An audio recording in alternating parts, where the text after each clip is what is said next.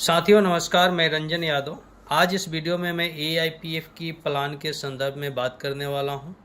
ये video educational purpose से record किया जा रहा है। अब मैं बात करने वाला हूं पूरा डिटेल्स प्लान AIPF का।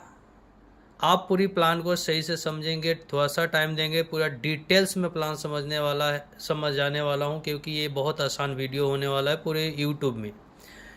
ठीक है, तो आप थोड़ा ध्यान से समझेंगे, मेरे शब्दों पे और कलम पे ध्यान रखेंगे कि मेरा कलम जा कहाँ रहा है। ठीक है, मैं बात करने वाला हूँ AIPF यानी AI पावर्ड फाइनेंस। यानी ये नाम से ही क्लियर हो रहा है कि फाइनेंस सिस्टम को यहाँ पे AI के थ्रू पावर्ड किया जा रहा है। ये जो सिस्टम है 16 नवंबर 2025 को पहली बार इसके कॉन्टेक्ट को तैयार कर पूल बनाया गया, यानी सिस्टम को रेडी किया गया। 31 दिसंबर 2025 तक इसमें केवल डाउ मेंबर बने जिनकी मिनिमम इन्वेस्टमेंट $5000 का था। उसके बाद 1 जनवरी 2026 से सिस्टम आम पब्लिक के लिए लाइव हुआ है। यानी पहले इन्होंने डाउ मेंबर बनाया, बिकॉज ये डाउ का प्रोजेक्ट है, कोई भी एडिफिकेशन डाउ वोटिंग के थ्रू ही यहाँ पे होता है। इसके जो CEO है वो ईशा माकिम है, जो कि पोलैंड का रहने वाले हैं। ऑलरेडी ये बाइनेंस के ऊपर 18 जनवरी को लाइव आ चुके हैं इसके CEO, और जो इसके टेक्निकल हेड है वो भी 9 फरवरी को बाइनेंस के ऊपर लाइव आके अपने डिटेल्स साझा किए। ओके, अब यहाँ पे क्वेश्चन आता है कि सर AIPF है क्या। तो सर AIPF एक स्टेकिंग प्रोग्राम का टोकन है जो कंपाउंडिंग के थ्रू हमें और आपको इनकम करने का एक शानदार अपॉर्चुनिटी देती है। ठीक है, यानी आप टोकन खरीदते हैं और टोकन खरीद के स्टेक करते हैं, वहाँ से आप पैसे बनाते हैं। यहाँ पे एक टोकन की कीमत $2.2 की फ़िलहाल में चल रही है, अभी जब मैं वीडियो रिकॉर्ड कर रहा हूँ। ठीक है, अब यहाँ पे अलग 5 प्रकार का यहाँ पे स्टेकिंग प्रोग्राम है, जिसके थ्रू आप स्टेक करके आप रिवार्ड कमा सकते हैं। स्टेकिंग का मतलब होता है टोकन को लॉक करना। यहाँ टोकन आपका लॉक होता है। अब यहाँ पे लॉकिंग के लिए 5 ऑप्शन दिया हुआ है, यानी कि आप इस पांचों में से कोई भी ऑप्शन को सिलेक्ट कर सकते हैं। अगर आप चाहते हैं कि नहीं आपका फंड कम दिन के लिए लॉक रहे, यानी 24 घंटे के लिए लॉक रहे, तो यहाँ पे जो रिवार्ड आपको मिलेगा 0.6% 24 घंटा में, यानी यहाँ पे 12 घंटा की कंपाउंडिंग होती है। यानी 12 घंटा यानी दिन के 1:30 बजे और रात के 1:30 बजे इसका क्लोजिंग होती है, यानी हर 12 घंटा पे कंपाउंडिंग होती है। तो इसको हाफ आप कर लेंगे तो उस हिसाब से आप निकाल लेंगे। 45 दिन में 0.7% का आपको रिटर्न आता है। 90 दिन के लिए अगर स्टेक करेंगे तो 0.8% का रिटर्न आता है। अगर 180 दिन के लिए स्टेक करेंगे तो 0.9% का रिटर्न आता है, और 360 दिन के लिए स्टेक करेंगे तो 1% का रिटर्न आता है। ये जो भी रिटर्न है ये 24 घंटे का रिटर्न है, लेकिन यहाँ हर दिन के 1:30 बजे और रात के 1:30 बजे क्लोजिंग होती है, यानी ये रिटर्न को हाफ कर दीजिएगा। हम लोग रिकमेंड 360 दिन करते हैं, क्योंकि यहाँ ये 1% का रिवार्ड मिलता है, यानी हर 12 घंटा पे 0.5% का रिवार्ड आपको आता है। और हर 12 घंटा पे यहाँ पे कंपाउंडिंग होती है। जो भी आप कैपिटल डालते हैं, यानी जो भी आप टोकन स्टेक करते हैं, 0.5% आएगा और वो आपके कैपिटल में ऐड होते जाता है। अब इस कंपाउंडिंग की वजह से एक AIPF 360 दिन के लिए अगर आप स्टेक करते हैं तो वो 36 AIPF में बदल जाता है, यानी 36 गुना टोकन की क्वांटिटी बढ़ रही है, यानी टोकन की संख्या 36 गुना हो जा रही है। अगर आपने स्टेक कर दिया, रिवार्ड विड्रॉल नहीं करते हैं, तो ये 36 गुना हो जा रही है। ठीक है, यानी 100 AIPF अगर आप लगा रहे हैं तो 3600 AIPF बन जाता है 360 दिन में, राइट। अब मान लिया सब लोग तो 360 दिन तक का वेट नहीं कर सकते हैं, लेकिन अगर 360 दिन का आपने स्टेकिंग कर दिया तो 100 टोकन अगर आपने डाला है तो 70 दिन में 100 टोकन रिवार्ड के तौर पे आ जाता है। यानी अगर आप चाहे तो जितना कैपिटल डाले थे उतनी कैपिटल को 70 दिन में आप विड्रॉल कर सकते हैं। ओके, यानी 70 दिन में आप जितना टोकन स्टेक किए रहते हैं उतना टोकन रिवार्ड के तौर पे आ जाता है, और आप आराम से रिस्क फ्री बिजनेस यहाँ से कर सकते हैं। फिर भी अगर 70 दिन का आप वेट करना नहीं चाहे तो आप एक मंथ में 35% का टोकन रिवार्ड रिटर्न के तौर पे आ जाता है, तो आप इसको विड्रॉल कर लीजिए। मेरा अगर प्रिंसिपल आप मानेंगे तो मैं बोलता हूँ कि हर 10 दिन पे विड्रॉल करें। क्यों? क्योंकि डेली 1% आ रहा है सर, तो 10 दिन में 10% का रिटर्न आपको आता है, और 10% का रिटर्न कम नहीं होता है। ठीक है, अगर आपने हर 10 दिन पे विड्रॉल सिस्टम आपने किया या अपने टीम में करवाया तो इसका फ़ायदा क्या होता है कि आप रिस्क फ्री होते जा रहे हैं हर 10 दिन पे 10% निकाल कर।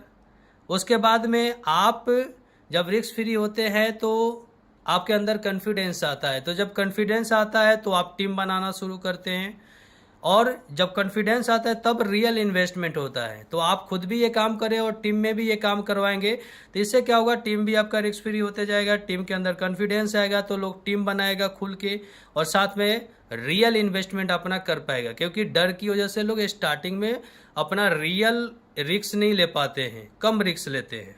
तो 10 दिन का विड्रॉल सिस्टम बिल्कुल अपने टीम में आप जरूर डलवाइए, ठीक है। अब मैं बात करने वाला हूं इतना पैसा जो 36 गुना सिस्टम दे रही है, वो सिस्टम 36 गुना पैसा कहां से दे रही है, अब मैं उसका आंसर करने वाला हूं। नो डाउट सर, ये जो सिस्टम है, सिस्टम का जो मेन मोटो है सर, यहाँ ह्यूमन कंट्रोलिंग को जीरो कर दिया है, यानी पूरी तरीके से कट कर दिया है। यानी डीफाई को एआई के साथ में कनेक्ट करके पूरी सिस्टम को ऑटोनोमस बना दिया है। यानी ये जो एआईपीएफ का जो सिस्टम है टोटली ऑटोमेटिकली डीफाई और एआई के कॉम्बिनेशन से चल रहा है। यानी ये पूरी सिस्टम को टोटल मिलकर 5 एआई रन करा रहा है और साथ में डीफाई है, ठीक है। अब ये जो 5 एआई है, ये 5 एआई का अलग अलग वर्किंग काम, अलग अलग काम है। पहला एआई है जिसका काम है नया टोकन बनाना, आवश्यकता पड़ने पे बंद करेगा। दूसरा एआई है एसआईजी जो ट्रेजरी का देखभाल करता है। तीसरा एएलएस है जो कि इसके प्राइस के पंपिंग डंपिंग को मैनेज करता है। मैं अभी एएलएस के बारे में डिटेल्स चर्चा करूंगा क्योंकि ये सबसे इम्पोर्टेंट है। उसके बाद एआरपी है जो हर 12 घंटा पे आपके पैसा को ऑटो री इन्वेस्ट करता है, जिससे कि आपको कुछ नहीं करना होता है और आपका कंपाउंडिंग होता है। एक एएलपी है जो पूरी सिस्टम के लॉन्जेविटी को देखता है, यानी ट्रेजरी के बैंक बैलेंस को देखता है, उसका डाटा रखता है, ठीक है। आवश्यकता पड़ने पे पूरी प्रोसेस कंप्लीट करता है, सिंपल भाषा में। अब यहाँ पे ये एआई है, एआई का काम है। अब यहाँ पे हम लोग समझेंगे मिंटिंग फंक्शन को। मिंटिंग का मतलब होता है नया टोकन बनाना। जैसे हमारा गवर्नमेंट नया पैसा प्रिंट करता है आवश्यकता पड़ने पे, वैसे ही ये जो सिस्टम है आवश्यकता पड़ने पे नया टोकन बनाती है और हमें आपको प्रोवाइड करती है। अब उसका कंडीशन क्या है उसको समझिए। सर यहाँ ट्रेजरी का मतलब होता है किसी भी कंपनी का खजाना होता है। यानी इस कंपनी के खजाने में 250 दिन तक लोगों को रिवार्ड देने का बैकअप फंड होता है।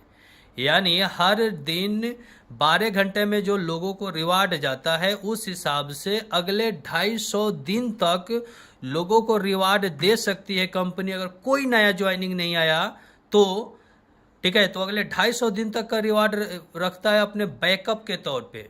अगर बैकअप के तौर पे 250 दिन का रिवार्ड इसके पास में अवेलेबल है तो सर यहाँ पे कोई नया टोकन नहीं बनेगा। यानी 250 दिन का बैकअप रखता है कंपनी अपने पास में। जैसे 250 दिन का बैकअप अवेलेबल है, नया टोकन बिल्कुल नहीं बन सकता है।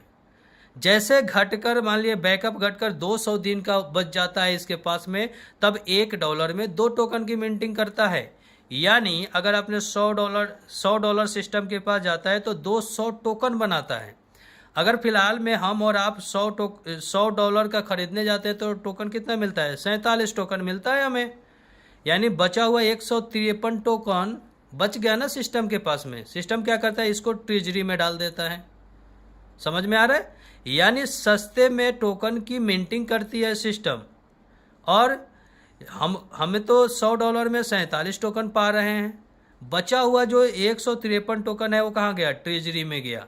यानी सिंपल भाषा में जब जब ट्रेजरी का फंड 250 दिन से कम होता है ये नया टोकन बनाकर ट्रेजरी में डालता है और ट्रेजरी से हमें और आपको रिवार्ड मिलता है। यानी सिंपल भाषा में बोले जब जब ट्रेजरी में कम होगा तब तब ट्रेजरी में फंड मिंटिंग करके नया टोकन बना के डाला जाता है। यानी 250 दिन का मैनेज किया जाता है और यहीं से हमें और आपको रिवार्ड मिलता है। अगर सिंपल भाषा में बोले तो ये मान लीजिए ट्रेजरी डेट मीन्स कुआं है, और इस कुएं का कनेक्शन ना समंदर के साथ में है। मान लीजिए मिंटिंग फंक्शन समंदर हो गया तो कुएं का कनेक्शन समंदर से है, और इस कुएं से हम और अब पानी निकालते हैं। यानी रिवार्ड के तौर पे जो टोकन मिला हमें पानी मिल रहा है, तो इस कुएं से हम क्या निकालते हैं? पानी। और इस कुएं का जो सोर्स है वो है समंदर, यानी मिंटिंग फंक्शन। तो समंदर से निकाल कर कुआं भरता है और कुआं से हमें और आपको रिवार्ड मिलता है। आई होप कि समझ में आ चुका होगा। अब इससे ज़्यादा डीप क्या बताऊं।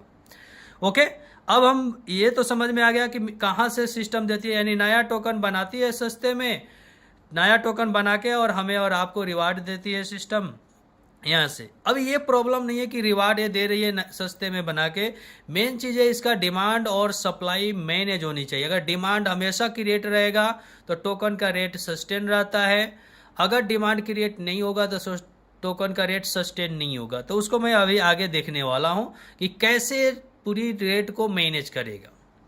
अब यहाँ पर समझिए, इसमें एक बड़ी इंपॉर्टेंट चीज़ है कमाल का, वो है एएलएस जो एआई लगाया गया है जो प्राइस को बैलेंस करता है। इसका मैकेनिज्म क्या है, एएलएस का मतलब इसके पास डॉलर और टोकन दोनों अवेलेबल होता है हेवी क्वांटिटी में, ठीक है।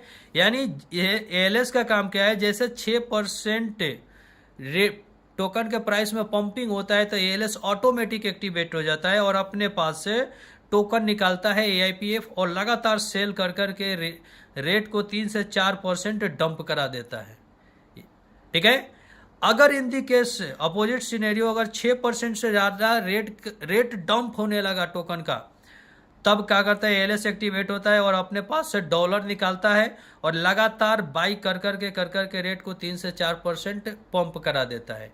यानी सिंपल भाषा में बोले तो एएलएस का काम है ना तेजी से रेट को बढ़ने देता है ना तेजी से रेट को गिरने देता है, ठीक है। एएलएस सिस्टम के स्ट्रेंथ को मजबूत रखता है। यानी एएलएस के सिंपल भाषा में बोले तो एएलएस के पास में सर 50 से 60% का ना बैकअप फंड होता है यूएसडीटी के रूप में। यानी अगर इन दी केस अगर पूरा मार्केट में बाइंग प्रेशर बंद हो जाए, सेलिंग होने लगे ना, तो एएलएस के पास औकात होती है 50 से 60% का खरीद लेने की टोकन को। यानी अगर आज जो रेट चल रहा है $2.2 का ना, अगर बिल्कुल बाइंग एकदम बंद हो जाए और केवल सेलिंग अचानक से आने लगे ना, तो ये अकेला एएलएस ही 60% खरीद लेगा। यानी कि $2.2 से रेट खूब गिर के जाएगा तो $1.4 तक ही जा सकता है, इसके नीचे नहीं जा पाएगा, क्योंकि 60% औकात एएलएस अपने पास लेकर बैठा है ताकि उतना टोकन खरीद सकता है, ठीक है ना। आप इसका प्रैक्टिकल भी कर सकते हैं जाके। आई होप कि यहाँ तक आपको चीज़ें समझ में आ चुका होगा कि सिस्टम मैनेज कैसे कर रहे हैं अपने आप को, ठीक है ना। अब मैं लास्ट में प्रैक्टिकल भी करवाऊंगा, थोड़ा सा आप बने रहिएगा। अब यहाँ जो एएलएस है, नो डाउट कि एएलएस के पास फंड कहाँ से आ रहा है, क्योंकि एएलएस जितना मजबूत होगा टोकन का प्राइस उतना सस्टेन करने वाला है, ठीक है ना। तो एएलएस के पास में जो पैसा आ रहा है वो कहाँ से आ रहा है, तो उसको समझनी पड़ेगी, क्योंकि एएलएस का सीधा कनेक्शन सर विड्रॉल प्रोसेस के साथ है।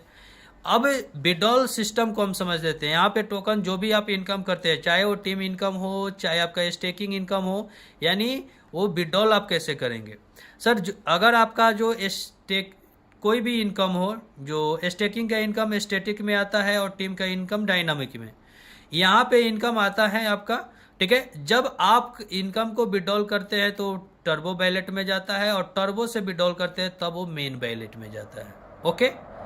अब यहाँ पे देखिए, स्टैटिक या डायनामिक से विड्रॉल करके टर्बो में ले जाते हैं तो यहाँ सिस्टम 5 ऑप्शन हमें और आपको देती है कि आप इस 5 ऑप्शन में से कोई एक ऑप्शन को सिलेक्ट कर सकते हैं, ठीक है। अगर आपको डायनामिक से टर्बो में इंस्टेंट लेकर जाना है तो 20% का चार्ज पे करना पड़ता है यूएसडीटी के रूप में। अगर आप चाहते हैं कि नहीं 20% पे ना करूँ तो आप 15% भी ले सकते हैं, लेकिन 10 दिन में टोकन आपको मिलेगा। अगर आप 20 दिन में लेना चाहते हैं तो 10% का चार्ज लगेगा, 30 दिन में लेना चाहते हैं तो 5% का चार्ज लगेगा, 60 दिन में लेना चाहते हैं तो कोई चार्ज नहीं लगेगा। अब इसको समझिएगा, एज पर एग्जांपल आपने सेलेक्ट किया कि नहीं मैंने 5% चार्ज पे करना है, तो आपको 30 दिन में टोकन मिलता है। अब वो कैसे मिलेगा, मतलब 300, मान लिया एग्जांपल के लिए 300 टोकन आपको निकालना है, आपने 30 दिन सेलेक्ट किया, मतलब ये 300 टोकन 30 टुकड़ा में बट गया, यानी 10 टोकन पर डे आपके टर्बो में जाता रहेगा। यानी ऐसी बात नहीं है कि 30 दिन के बाद विड्रॉल होगा, नहीं, यानी डेली बेसिस पे वो टोकन आपके टर्बो में जाता रहेगा। ये 30 दिन में कंप्लीटली आपके टर्बो में चला जाएगा, ओके। यानी अब ये कंडीशन डाला क्यों? हो सकता है हमें और आपको लगता है कि ये बहुत कॉम्प्लिकेटेड कर दिया है, हमारा पैसा निकालने के लिए बहुत कंडीशन डाल दिया है। बिल्कुल सर, हमें और आपको ऐसा लगता है, लेकिन सर ये सिस्टम की हेल्थ के लिए बहुत बड़ी चीज़ है, ठीक है ना। यानी आप समझिएगा ये कंडीशन डाला क्यों। सबसे पहली नंबर चीज़ है ये 20% 15% चार्ज की वजह से लोग जल्दी निकालता नहीं है 20% कटवा के, वो लोग जाएंगे 30 डेज में यानी 5% में। जब 5% में जाएंगे तो क्या होगा, टोकन जो अचानक से सेलिंग आने वाली थी अब वो धीरे धीरे स्लोली सेलिंग के लिए आएगी। और बड़ा पैसा कौन कमा रहा है, या तो बड़े लीडर नहीं तो बड़े इन्वेस्टर। तो बड़ी सेलिंग तो वही करते हैं ना। और बड़ी सेलिंग अगर अचानक से किसी भी टोकन प्रोजेक्ट में आए तो टोकन का रेट डंप करता है। तो टोकन का रेट डंप ना हो इसके लिए सिस्टम ने चार्जेज लगाया, जिसकी वजह से लोग लगभग 5% चार्जेज में शिफ्ट होता है। तो 30 डेज में टोकन धीरे धीरे स्लोली आता है, यानी सेलिंग प्रेशर को कंट्रोल किया है सिस्टम, जिससे कि रेट में कोई भी दबाव ना आए गिरने का। दूसरी नंबर चीज़, ये जो चार्जेज कट रहा है ना, ये चार्जेज जाता है एएलएस के पास में। और अभी हमने बताया था सर कि एएलएस प्राइस के पंपिंग डंपिंग को मैनेज करता है, यानी जितना ज़्यादा विड्रॉल होगी उतना ज़्यादा एएलएस स्ट्रॉन्ग होगा। यानी अभी तक हमने जो भी सिस्टम देखा है उससे हटकर लाख गुना बेटर इन्होंने बनाया है कि जितना ज़्यादा विड्रॉल होगी ना उतना ज़्यादा एएलएस मजबूत होगा, और जितना ज़्यादा एएलएस मजबूत होगा टोकन के रेट को उतना ज़्यादा मैनेज कर पाएगा ये। आई होप कि आप समझ पा रहे होंगे, ठीक है ना। तो ये जो एएलएस है ना, इस सिस्टम का जान है, यूँ बोलिए तो हार्ट है। क्योंकि अगर एएलएस को हटा दिया जाए इस सिस्टम से ना, ये सिस्टम केवल खोखला बन के रह जाएगा, फिर इसके प्राइस को डंप कराना आसान हो जाएगा, ठीक है। अब आपका जो पैसा है ना टर्बो में चला गया। अब मान लिया टर्बो से मेन वैलेट में आपको विड्रॉल करनी है, ठीक है। मान लिया एग्जांपल के लिए $100 का टोकन आपको विड्रॉल करनी है, तो आपके वैलेट में आउटर वैलेट में $100 होनी चाहिए। जैसे आप प्रोसेस करते हैं ना, ये अंदर का जो टोकन है तुरंत आपके आउटर वैलेट में चला जाएगा एट ए टाइम, और आपकी आउटर वैलेट से $100 लेके सिस्टम तुरंत टोकन खरीद लेता है। तुरंत एट ए टाइम सब प्रोसेस होता है, और टोकन खरीद के 12 घंटा के लिए 12 आवर्स के लिए सिस्टम होल्ड कर देता है, ठीक है। अब थोड़ा सा और सिंपल भाषा में समझिए। मान लिया आपको सर $100 का टोकन निकालना है, तो $100 आपके आउटर वैलेट में होनी चाहिए, ठीक है। अब जैसे प्रोसेस करेंगे तो अंदर में जो $100 का टोकन पड़ा है ये तो आपके आउटर वैलेट में तुरंत चला जाता है। आपके आउटर वैलेट अब जो तुरंत चला गया टोकन, आप उसको सेल कर लीजिए या P2P कर लीजिए, ठीक है।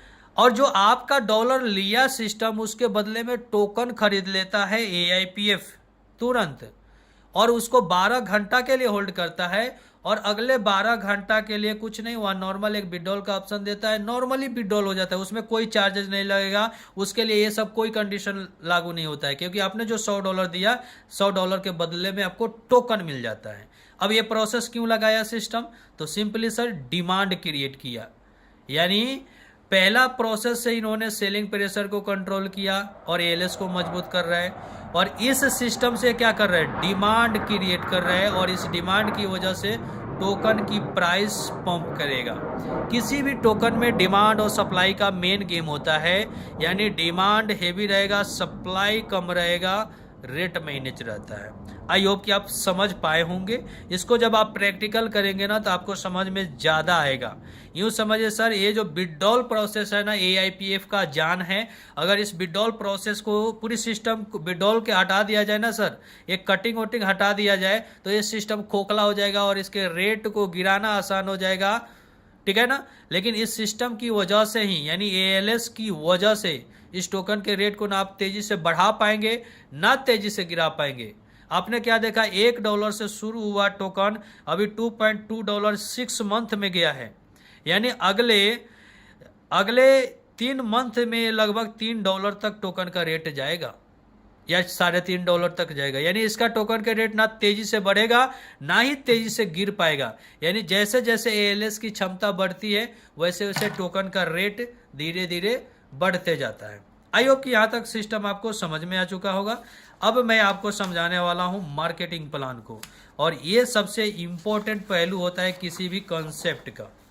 आइए अब हम मार्केटिंग प्लान समझाते हैं। ठीक है, अगर आप इन्वेस्टर है तो इन्वेस्ट करके तो आप पैसे कमा ही रहे हैं, लेकिन अगर आप नेटवर्कर है, अगर आप चाहते हैं कि टीम बनाकर भी पैसे कमाए तो बड़ी खतरनाक इनकम है। मार्केटिंग प्लान में सिंपल है, $100 के आईडी को एक्टिव आईडी माना जाता है, यानी एक्टिव आईडी को ही पैसा टीम से इनकम आती है, और एक्टिव आईडी टीम का होगा उसी से पैसा आएगा, डीएक्टिव आईडी से पैसा आपको नहीं आएगा। लेकिन हाँ, उनको स्टेकिंग का अमाउंट जाएगा, उसके लिए कोई दिक्कत नहीं है, स्टेकिंग का जो आरओआई है जाएगा। यहाँ पे सर आप जितने भी डायरेक्ट लगाएंगे, वो जो भी आरओआई डेली कमाते हैं ना हर 12 घंटा पे एआईपीएफ के रूप में, उस एआईपीएफ का 10% आपको भी आता है।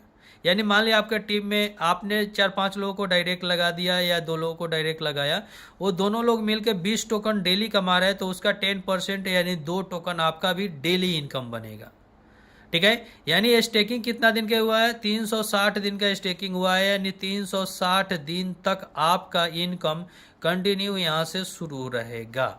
ओके, अब बात है कि ये तो डायरेक्ट का इनकम हमेशा आएगा, चाहे आप किसी भी लेवल पे हो ना हो, उससे कोई मतलब नहीं है, आपका डायरेक्ट किसी भी लेवल पे चला जाए नो प्रॉब्लम। अब इनडायरेक्ट टीम यानी डायरेक्ट के नीचे जो टीम बनेगी उससे आपका क्या इनकम बनेगा, तो उसके लिए जरूरी है कि इनडायरेक्ट टीम से पैसे कमाने के लिए आपको रैंक होल्डर होना पड़ेगा।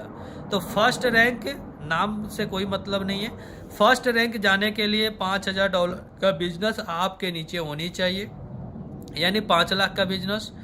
2 डायरेक्ट आपका होनी चाहिए $100 का, $100 का आपका पर्सनल इन्वेस्टमेंट हो जाता है। तो टोटल टीम में जितने भी लोग आरओआई कमाते हैं हर 12 घंटा में, उसका 10% आपको आता है, यानी लगभग $10 से लेके $20 का इनकम प्रत्येक दिन का आपका शुरू हो जाता है फर्स्ट रैंक से।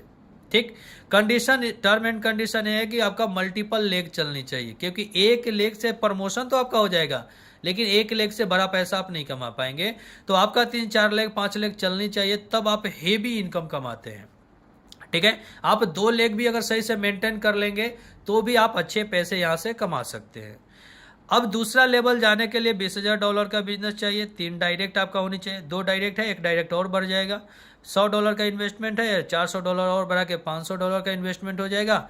आप 20% पे चले जाएंगे, ये 20% डिफरेंशियल बेसिस पे है, यानी मान लिया आप 20% पे है और आपका कोई डाउनलाइन 10% पे है, तो उस टीम से आपको केवल गैपिंग इनकम 10% का ही आएगा। ठीक है, तो इस हिसाब से दूसरे लेवल पे चले गए तो $40 से लेके $60 का इनकम प्रत्येक दिन आता है, एवरी डे। तीसरा रैंक यानी $50,000 का बिजनेस आपके नीचे हो गया, ये सब इंक्लूड होता है। जैसे $20,000 हो गया है, $30,000 और हो जाएगा तो $50,000 आपका बिजनेस पूरा हो जाएगा। $50,000 का बिजनेस पूरा होते आप चले जाएंगे तीसरे लेवल यानी 30% पे। पर्सनल डायरेक्ट की संख्या एक बढ़ते जाता है और इन्वेस्टमेंट पर्सनल आपका बढ़ता जाएगा, राइट। तो आप चले जाएंगे 30%, यानी तीसरा लेवल जाने का मतलब $100 से लेके $200 का इनकम प्रत्येक दिन का इनकम होता है। आप चौथा लेवल यानी $1.5 लाख पे चले जाते हैं तो यहाँ पे 40% का इनकम आपको आने लगता है, यानी $300 से लेके $600 प्रत्येक दिन का इनकम। ठीक है, आप 5वां रैंक चले जाते हैं यानी $4 लाख का बिजनेस आपके नीचे हो जाता है, और पर्सनल स्टेकिंग और डायरेक्ट की संख्या बढ़ा लीजिएगा। 50% कमीशन पे चले जाते हैं, टोटल टीम के आरओआई का 50% डिफरेंशियल बेसिस पे, यानी $1,000 से लेके $3,000 प्रत्येक दिन का इनकम, यानी ₹1,00,000 से लेके ₹3,00,000 एवरी डे का इनकम आपका होता है यहाँ से। इस तरीके से टोटल 15 लेवल का बिजनेस प्लान है सर, 150% तक का बिजनेस प्लान है। यानी सोचिए 5वें लेवल जाते जाते प्रत्येक दिन का आप 1 लाख से लेके 3 लाख रुपए का इनकम कमा रहे हैं। चौथे लेवल पे 30,000 से लेके 60,000 रुपये प्रत्येक दिन का इनकम कमा रहे हैं आप। तो जरा सोचिए कि 6ठे 7वें 8वें लेवल जाएंगे तो क्या होगा। सर 9 लेवल तक जाने के लिए यहाँ कोई कंडीशन नहीं है, किसी भी लेग से बिजनेस लाइए, कितना भी बिजनेस आए, 1 लोग कर दे या 10 लोग मिलकर कर दे, नो प्रॉब्लम। आपको 10वां लेवल जाना होगा तो उसके लिए 2 लेग में 9 लेवल के आपके लोग होने चाहिए, तब आप 10वें लेवल पे जाते हैं। ठीक है, ये ही बिजनेस प्लान है सर।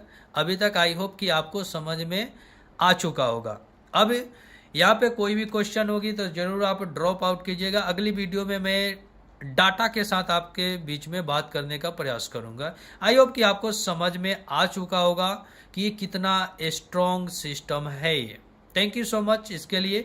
बाकी विड्रॉल प्रोसेस इसका थोड़ा कॉम्प्लिकेटेड लगता है, उसके लिए मैं डेडिकेटेड एक वीडियो बनाऊंगा, उस वीडियो को आप जरूर चैनल पे देखिएगा, आपको समझ में आ जाएगा कि इस सिस्टम को क्यों ऐसा बनाया गया है। लेकिन एक बात तो बोलूँगा सर, टेक्निकली भी अगर जाकर देखेंगे तो इसका ऑनरशिप को रिनाउंस किया गया है, रिनाउंस करके पूरी काम हो रही है, यानी टेक्निकली भी बहुत ही ज़्यादा स्ट्रॉन्ग इस सिस्टम को डिजाइन किया गया है। बाकी आई होप कि आप समझ चुके होंगे कि ये बिजनेस प्लान क्या है।